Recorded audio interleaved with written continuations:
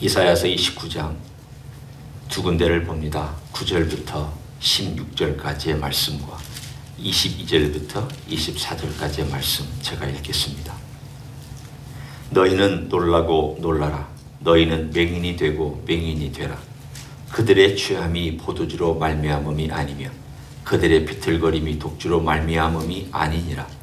대저 여호와께서 깊이 잠들게 하는 영을 너희에게 부어주사 너희의 눈을 감기셨음이니 그가 선지자들과 너희의 지도자인 선견자들을 덮으셨습니다.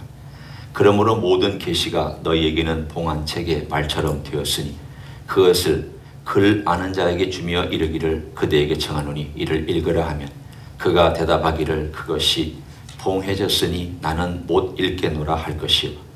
또 그 책을 글 모르는 자에게 주며 이르기를 그대에게 청하노니 이를 읽으라 하면 그가 대답하기를 나는 글을 모른다 할 것이니라. 주께서 이르시되 이 백성이 입으로는 나를 가까이 하며 입술로는 나를 공경하나 그들의 마음은 내게서 멀리 떠났나니 그들이 나를 경외함은 사람의 계명으로 가르침을 받을 뿐이라.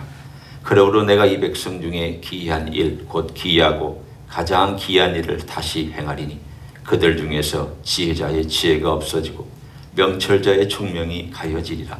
자기의 계획을 여호와께 깊이 숨기려 하는 자들은 화 있을진저 그들의 일을 어두운 데서 행하며 이르기를 누가 우리를 보랴 누가 우리를 알랴 하니 너희의 패역함이 심하도다. 토기장이를 어찌 진흙같이 여기겠느냐.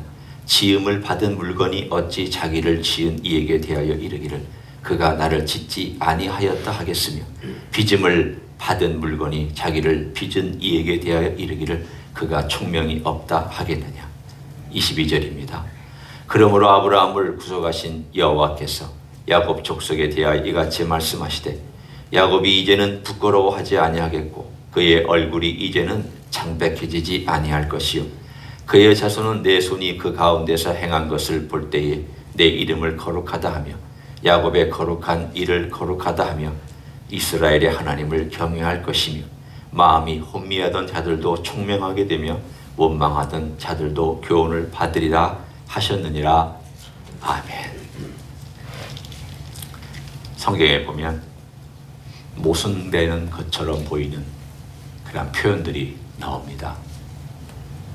예를 들어 하나님께서 어둡게 만드셨다. 혹은 우리가 우리 스스로를 어둡게 했다. 이 두 표현을 보면 도대체 어느 것이 맞는 일입니까? 이런 모순된 표현들 나옵니다. 동시에 바로가 자기 마음을 강팍하게 했다 하는 표현도 나오고 하나님께서 그 마음을 강팍하게 하셨다 라는 표현도 나옵니다. 이런 성경에 보면 언뜻 우리 이성구를 가지고 판단할 때 논리적으로 잘 판단이 안 되는 그러한 표현들 분명히 나옵니다. 그래도 오늘 본문의 이야기는 하나님께서 그 원인이나 또는 그 과정이나 그 결과나 이런 것들을 비교적 소상하게 말씀을 해주셨기 때문에 우리가 이해할 수 있는 부분이긴 합니다. 일단 왜 하나님께서 어둠을 덮어버리시느냐? 왜 하나님께서 자기 백성의 총명을 가려버리시느냐? 바꿔 얘기하면 눈을 다 가리고 귀를 다 막아버리시는 일을 하나님이 주도적으로 하신다는 뜻입니다. 좀 의아하지 않습니까? 여러분 같으면 자식이 말을 안 듣습니다. 그러면 어떻게 하든지 설득하고 어떻게 하든지 기다리고 어떻게 하든지 부드럽게 해서 하여튼 좀 돌아오게 만들 텐데 오히려 하나님께서 나중에 되면 강하게 아예 귀를 막아 그 상대방 내 자식이라고 한다면 귀를 막아버리고 눈을 막아버려서 더 말을 못 듣게 만든다. 어떻게 생각하면 참 이해가 안 되는 표현입니다. 인간적으로는 우리는 그렇게 하면 큰일 날 것 같잖아요. 우리는 자식을 그렇게 할 수가 없습니다. 왜냐하면 자식이 이미 다 커버리고 어린이 됐으면 우리가 의리지 우리가 갑이 아닙니다. 한편으로 보면 자식 의견 들어줘야 되고 그래 네가 어른이 됐으니까 이제 네 마음대로 해라라고 우리가 하는 그러한 입장이 되어버리고 말았습니다. 그렇지만 오늘 하나님께서 왜 이렇게 하시는지에 대해서 말씀하십니다. 하나님께서 그렇게 하실 수밖에 없는 상황은 오늘 본문에 이스라엘 백성의 상태와 그들의 영적인 원인이 있습니다. 일단 이스라엘 백성이 어떤 삶을 살고 있는지를 13절에 보여주고 있습니다. 13절을 봅니다. 주께서 이르시되 이 백성이 입으로는 나를 가까이 하며 입술로는 나를 공경하나 그들의 마음은 내게서 멀리 떠났나니 그들이 나를 경외함은 사람의 계명으로 가르침을 받을 뿐이라. 이 구절은 신약에서도 인용되었던 구절입니다. 바울이 로마서에서 인용한 구절입니다. 유다 백성이 이스라엘 백성이 하나님을 떠나서 살아가는 모습에 대해서 이걸 그대로 갖다가 이사야 시대만이 아니라 바울 시대에도 똑같이 적용되는 말씀으로 했습니다. 바꿔 얘기하면 이사야 시대나 그 전이나 그리고 그 이후나 예수님이 사역을 이미 마치시고 승천하신 다음에 바울이 사역할 때나 교회 시대나 지금이나 요 패턴은 별로 변한 게 없다라는 뜻입니다. 이게 구약에 아유 참 하나님 백성이 이렇게까지밖에 못했습니까? 라고 생각하지 마시고 이런 패턴이 우리에게 있을 수 있다라고 가정하시고 이 본문을 읽으셔야 됩니다. 어떤 것일까? 이들은 하나님에 대한 예식에 대해서 빠삭했습니다. 기도 어떻게 하는가 잘합니다. 제사 어떻게 드리는지 잘합니다. 제사 빠지지 않았습니다. 우리가 언뜻 불의한 자 그러면 제사도 안 드리고 예배도 안 드리고 기도도 안 하고 금식도 안 하는 그런 사람을 머릿속에 떠올리기 쉽습니다. 하지만 하나님 말씀하신 대상은 지금 그런 사람에게 얘기하는 게 아니라 제사 잘 드리고 기도 잘 하고 금식도 하고 하나님 섬긴다는 겉모양은 완벽하게 갖추었고 그리고 모든 면에서 다른 사람들이 볼 때 와, 이 정도 경건하게 살아야지. 경건하려면 이 정도 기도할 줄 알아야지. 경건하려면 이런 정도는 헌신할 줄 알아야지 라고 하는 대상에게 하나님께서 말씀하시는 내용입니다. 뭐라고 말씀하셨냐면 입술로는 겉으로는 예배드리는 행위로는 재래의식으로는 모든 것에 대해서는 흠잡을 데가 없다. 내가 너희들 흠 잡을 데가 없다. 너 잘한다. 재물 너무 풍성하게 가져와서 내가 죄송한 표현이지만 지겨울 정도로 너희 가져온다. 하나님께서 하시는 말씀이에요. 선지서에 나오는 표현입니다. 내가 지겨울 정도로 너희들이 가져온다. 내가 그것 때문에 너희를 책망하는 게 결코 아니다. 이사야 똑같이 말씀합니다. 내가 너희들 모양 때문에 너희를 책망하는 게 아니라 너 속 때문에 내가 너를 책망하는 거다. 근데 왜 가져올 때 네 마음이 어떤 마음으로 가져오느냐? 하나님, 이렇게 제가 멋지게 하나님을 섬길 수 있습니다. 하나님, 제가 이렇게 하나님의 축복을 받아서 다른 사람에게 제가 이런 놀라운 일을 할 수 있겠어요. 얼마나 감사하고 얼마나 좋은지. 예수님 시대에 똑같은 일을 예수님이 보시고 말씀하셨습니다. 부자가 성전에 들어와서 돈을 헌금을 많이 하고 손을 이렇게 들고 하나님 저를 축복해 주셔서 고맙습니다. 하나님 영광 받으십시오. 하나님 정말 이름이 존귀하게 얻으십시오. 이렇게 손들고 기도하는 부자와 죄인이고 너무 가난하고 힘들어서 부끄러운 듯이 그래서 기도하고 있는 이 죄인과 그리고 또 한편에 다른 장면이지만 두 렙돈을 가지고 와서 겨우겨우 성전세를 내고 있는 동전으로 내고 있는 한 과부의 이 모습들을 한꺼번에 우리가 한 장면 속에 집어넣고 생각해 봅니다. 이 부자는 황만히 합니다. 제때 왔습니다. 많은 사람들이 볼 때 이 사람은 정말 성전에 크게 도움이 되는 사람이요, 하나님 나라에 크게 도움이 되는 사람이다 라고 볼 만한 사람입니다. 그런데 예수님은 누구를 칭찬하셨느냐? 고개를 떨구고 죄인이라고 고백하고 있는 죄인을 칭찬하셨고, 두 렙돈을 부끄러운 듯이 성전에 헌금함에다가 놓고 있는 과부를 칭찬해 주셨습니다. 누가 진짜 하나님을 예배하는 자냐? 누가 하나님 앞에 있는 자냐? 몸이 왔다고 있는 게 아니다. 물리적으로 하나님께 왔다고 온 게 아니다. 마음이 와야 된다. 그 마음이 오는 자는 부끄러울 줄 안다. 하나님 앞에 부끄러울 줄 알고 창피할 줄 알고 죄인인 걸 아는 자다. 하나님께 자기의 재산은 아무것도 없지만 전 재산을 드릴 줄 아는 가장 가난한 이 과부처럼 하나님께 부끄러운 듯이 저는 이거밖에 없어서 이걸 드립니다 라고 하는 사람이 진짜 예배하는 자다. 오늘 본문은 똑같은 이야기입니다. 예수님 시대나 바울 시대나 이사야 시대나 지금이나 똑같습니다. 하나님께서 보실 때 많은 사람들이 하나님 앞에 와서 찬양한다고 손들고 노래하고 기도하고 박수치고 때로는 일어서서 뛰기도 하고 합니다. 하나님께서 자세히 한 사람 한 사람들을 다 보고 계십니다. 너 지금 뛰고 있는 게 뭐 때문에 뛰냐? 너 노래하는데 뭐 때문에 노래하고 있느냐? 너 정말 나를 사랑하고 네가 내 말씀을 사랑하기 때문에 그 말씀 앞에서 네가 정말 기뻐해서 뛰는 거냐?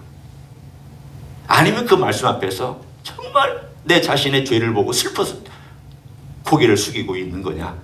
진짜 네 내용의 세계가 뭐냐? 하나님 계속 시대마다 교회마다 개인마다 하나님 묻고 계시는 내용이 이것입니다. 그 시대에 이사야 시대에 하나님에 대한 감격이 없었습니다. 감격과 하나님에 대한 통해는 같이 갑니다. 이게 반대라고 생각하지 마십시오. 통해가 없는 사람은 감격도 없습니다. 감격할 줄 아는 사람은 통해하는 사람입니다. 통해할 줄 알아야 은혜가 뭔 줄 알고, 은혜가 뭔 줄 아는 사람은 죄 용서에 대한 감격이 있고, 그 죄 용서에 대한 감격이 있는 사람은 하나님을 경외할 줄 압니다. 그래서 자기 죄에 대한 것을 깨닫지 못한 사람은 경외와 이익의 연결고리를 가지 못합니다. 경외한다는 건 할 수 있습니다. 존경합니다. 이렇게 할 수 있지만 진정한 의미에서의 경외는 없습니다. 오늘 하나님께서 마음이 멀리 떨어져 있는 이스라엘 백성을 향하여 너무 마음이 아프신 것입니다. 좀 제발 좀 깨달으라고. 내가 선지자를 보낼 때 너희들 좀 들으라. 내가 얘기할 때 좀 앉아서, 좀 바쁘게 돌아다니지 말고 좀 앉아서 내가 뭐가 잘못됐나? 내가 뭐가 문제지? 내 속에 있는 이 양심에 하나님 말씀하시는 내용이 뭘까? 내가 어디서 잘못되었을까? 이런 것들을 좀 생각하면서 하나님 아버지 앞에서 자기의 모습을 돌아보고 예배를 드리기 전에 왜 주님이 나를 위해 돌아가셨는 그 십자가의 죄에 대한 것, 거기에 올려진 죄에 대한 것과 그 죄에 대한 것을 구체적으로 생각할 줄 아는 삶. 저 죄인입니다. 그거 말고 왜 어떤 행위를 해서 뭐가 죄인인지를 주님 앞에 구체적으로 알아야 주님께서 그래 내가 너 그거 용서할게. 그래야 그것이 변화가 있고 삶에 새로운 도전과 새로운 것들이 있는데 두리뭉실하게 죄인입니다. 뭘 졌니? 뭐가 너 죄인이니? 라고 주님이 물어보실 때 글쎄요 그냥 죄인이니까 죄인인 것 같아요. 그건 의미가 없어요. 이스라엘 백성 다 그렇게 했습니다. 제가 왜 이야기를 하느냐? 그 시대에도 우리랑 똑같이 살았습니다. 다 경건하게 산다고 사는 사람들 많습니다. 예배하며 사는 사람들 많았습니다.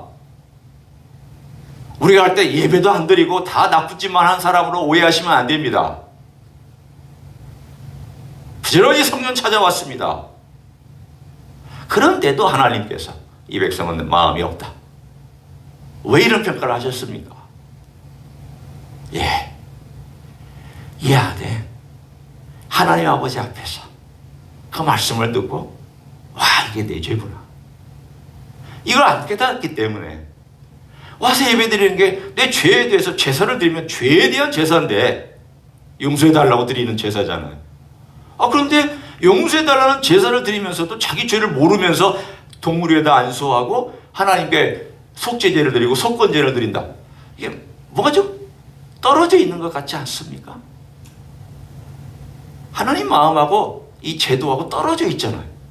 하나님이 이것을 주셨을 때에는 그런 마음을 가지고 하라고 주셨는데 마음은 딴 데가 있고 콩밭에가 있고 몸만 그리고 재물만 드리고, 그래 하나님이 받으셨으니 나는 이제 됐다, 나는 이제 복받는 길을 살아갈 것이다, 그렇게 생각하고 있는 그들의 생각과 마음을 하나님께서 너무 아프게, 너무 가슴 아프게, 이들이 입술로는 공경하지만 마음은 없다, 자기 죄도 느끼지 못하고 내 말을 듣고 고치려고를 하지 아니하고 고집스럽게 살고 있으니 이거 어떻게 하면 좋으냐. 그래서 오늘 15절에 16절에 그들이 가지고 있는 모습에 깊이 있는 내용을 이렇게 하나님 표현해 주셨습니다. 자기 계획을 여호와께 깊이 숨기려 하는 자들은 화 있을진저 그들의 일을 어두운 데서 행하며 이르기를 누가 우리를 보랴 누가 우리를 알랴. 이걸 제가 우리의 표현으로 바꿔 얘기해 드리면 이런 표현입니다. 하나님하고 같이 계획 세우지 않습니다. 그냥 합니다. 그리고 하나님이 간섭할까 걱정합니다. 왜? 하나님이 간섭하면 내 일을 막을까 봐. 어떤 사람이 하나님이 간섭하면 일을 막는다고 생각하겠습니까? 자기 원하는 대로 하니까, 자기 욕망대로 하니까, 거짓과 속임과 슬쩍슬쩍 넘어가는 것과 정직하지 못함과 그리고 적당히 타협하고 사는 삶에 하나님하고 상의하면 안 되잖아요. 제 말이 맞죠? 하나님하고 상의하면 정직해야 됩니다. 그러니까 하나님하고 상의 안 합니다. 그 모습을 얘기한 겁니다. 너의 속의 동기를 좀 봐라. 네가 일할 때 나를 거기 옆에 앉혀놓느냐? 네가 사람들하고 비즈니스 얘기할 때 내가 그 옆에 앉혀놓고 너와 함께 상의하도록 네가 나에게 물어보느냐? 기도하느냐? 네가 어느 장소에 갈 때 그 장소에서 나와 함께 동행하고 있느냐? 교회 올 때는 동행하고 어두운 데 갈 때는 동행하지 않고, 네 원하는 욕망의 것을 하는 장소에는 하나님 동행하지 않고 교회 올 때 동행하고, 그게 진짜 동행하는 거냐? 오늘 하나님께서 그 속에 있는 마음을 계속 말씀해 주셨습니다. 자, 이것 때문에 하나님께서 그들을 어둠에 놔두신 겁니다. 자, 여기 보면 이렇게 너무나도 하나님께서 우리에게 말씀해 주시는 도전의 메시지가 있습니다. 9절입니다. 너희는 놀라고 놀라라. 너희는 맹인이 되고 맹인이 되라. 이 말은 상징적인 말이 아닙니다. 상징이 있지만 진짜 하시는 말씀입니다. 진짜 맹인 만들겠다는 뜻입니다. 영적인 맹인을 만들어 버리겠다는 하나님의 선언입니다. 왜냐하면 계속 나를 거부하고 네 고집 피우고 너 자신을 돌아보지 않고 진정한 회개가 없고 네 죄에 대해서 구체적으로 생각을 안 하니 내가 너를 아예 어둠 속에 가둬놓겠다. 그래서 제일 밑바닥까지 떨어뜨리겠다. 계속 어려운 일을 주겠다. 너 힘든 일 주겠다. 너 곤고한 일 경험하게 하겠다. 그래서 맨 밑바닥에 내려가서 깨질 때까지 하겠다. 이게 하나님의 계획이었습니다. 하나님의 선한 계획입니다. 아프지만 선한 계획입니다. 제 얘기를 하면 이렇습니다. 이 마음이 단단한 사람은 깨지는 것도 좀 확 깨져야 이게 좀 알아듣기도 하고 그나마 무엇이 잘못됐는지를 생각을 합니다. 암 때문에 하나님께서 자리에다 갖다 놓으시고, 자, 이제 너와 나만 있다. 네 목회? 너 죽으면 끝장이야. 네 가정? 너 죽으면 끝장이야. 네 인생의 명예와 이제까지 쌓았던 지식? 너 죽으면 끝장이야. 나 아무것도 없어. 나봐.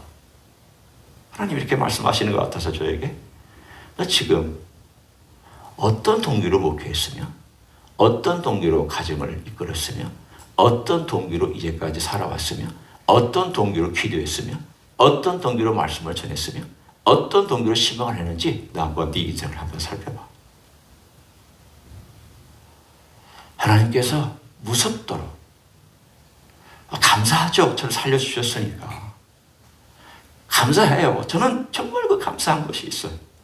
동시에 또 다른 면은 저를 하여금 제 인생에 대해서 직면하도록 하나님께서 무섭게 저를 낮은 자리까지, 그리고 벽에 갖다 붙여 세워놓고 생각해 보라고 하시는, 나를 등 떠밀어서 생각해 보게 하시는 그런 과정을 저는 경험했습니다. 그때서야 마음이 깨지고, 그때서야 이런 과정이 나의 마음을 깨는 것이구나. 낮은 자리, 아주 힘든 자리에서 마음이 깨져야, 돌같이 아주 그냥 이렇게 단단한 마음이 깨져야 그 사이로 은혜가 들어오잖아요. 이렇게 단단한 마음을 가지고 있을 때는 은혜가 어떻게 들어올지를 귀를 못 찾습니다. 너무 단단하니까 틈이 없습니다.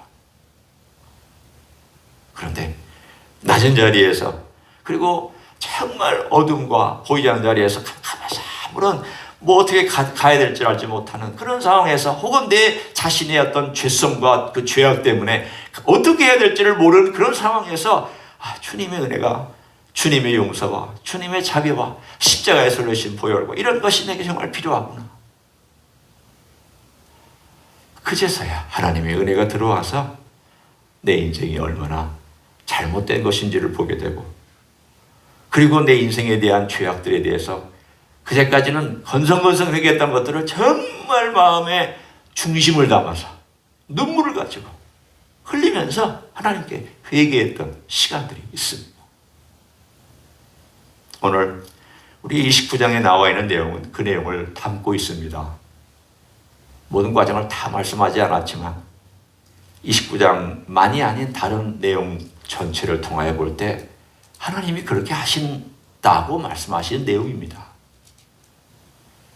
인간이 계속해서 거부할 때 기다리고 기다리시다가 하나님은 나중에는 그래, 너 어둠에 내가 넣어버린다. 그래서 어둠 가운데 깊이 나락으로 빠져서 바닥 깨트린 순간 거기서 하나님을 찾게 되고 자기를 발견하게 되고 하나님의 이름을 부르며 주님의 이름을 부르게 됩니다. 그러면 그 자리에 하나님께서 그에게 은혜를 부어주셔서 그 은혜 가운데에서 하나님을 알기 시작하고 자기를 알기 시작합니다. 이 모든 것들이 지금 어제 본문도 그렇고 오늘 본문도 그렇고 하나님께서는 계속 은혜를 주시고 은혜를 주시는 그런 일을 하는데, 그 은혜의 결국이 22절, 23절, 24절, 물론 17절, 21절 제가 읽지 않았습니다만 똑같은 이야기입니다. 그런 과정을 통하여서 어떤 일들이 생기느냐, 읽지 않은 본문 18절 제가 읽습니다. 그날에, 물론 이스라엘 민족에게 하시는 말씀이지만 우리에게 주시는 말씀으로 들어보십시오. 그날에, 은혜를 깨닫는 날에, 내가 아무것도 아니라고 생각하는 그날에 못 듣는 사람이 책의 말을 들을 것이며 어둡고 캄캄한 데에서 맹인의 눈이 볼 것이며, 그 다음 24절 봅니다. 마음이 혼미하던 자들도 총명하게 되며 원망하던 자들도 교훈을 받으리라 하셨느니라. 그때가 되니까 내가 향한 것이 얼마나 잘못됐는가? 그걸 깨닫고 하나님의 은혜가 그때 은혜다워진다는 것을 봅니다. 여러분, 하나님의 은혜는 모든 사람에게 참 공평하게 내려옵니다. 그런데 그 은혜가 은혜다워지는 사람이 있고 그 은혜가 은혜답지 못한 사람이 있습니다. 하나님은 우리에게 정말 우리의 삶을 위하여 우리 주 예수 그리스도의 보혈의 공로는 구원받는 자만을 위해서 주신 보혈의 공로가 아니잖아요. 모든 이를 위하여 다 흘리신 피잖아요. 누구든지 오라고. 누구든지 내게로 오라고. 주의 이름을 부르는 자는 구원을 얻으리라고 누구든지 그렇게 주님께서 약속해 주셨잖아요. 그런데 쉽게 얘기하면 오는 자가 있고 안 오는 자가 있습니다. 또 오는 자 중에서도 은혜를 받고 살아가는 사람이 있고 은혜를 찔끔찔끔 받고 살아가는 사람이 있습니다. 하나님의 은혜는 풍성한데 그 은혜가 언제 그 사람의 생애에 정말 멋지게 역동적이고 생생하게 움직이느냐. 낮은 자리에서 주의 이름을 부르며 깨진 마음을 가지고 주를 의지하는 자에게 임할 줄로 믿습니다. 두 종류의 인생을 제가 결론적으로 말씀드리며 마감합니다. 사울의 인생이 있고 다윗의 인생이 있습니다. 똑같이 악한 사람, 악한 죄 저질렀습니다. 똑같이 왕이었습니다. 하지만 사울의 인생은 버림받았고 다윗의 인생은 하나님께서 크게 역사에서 메시아까지 오는 축복을 얻었습니다. 사울의 인생의 문제가 뭐냐? 그도 성령 충만했습니다. 예언도 했습니다. 다윗이 하지 아니하는 성령 충만까지 받았던 사람입니다. 선지자 무리에서 예언까지 했습니다. 하나님은 은혜 많이 주셨습니다. 그런데도 그는 하나님 말씀을 가슴에 안 두고 하고 싶은 대로 살았습니다. 그러다가 결국 하나님이 여러 번 기회를 주셨죠. 그가 왕위에서 쫓겨나더라도 회개할 기회는 주셨어요. 끝까지 회개하지 아니하고 마지막에 힘들린 여자 영매 찾아가서 미래 물어보고 하나님 하지 말라면 자기가 쫓아냈던 사람에게 가서 자기가 물어보는 죄까지 범하며 그는 비참하게 전장에서 죽임을 당했습니다. 왜 그러느냐? 말씀을 가슴에 안 담아서요. 하나님 말씀대로 살지 않았어요.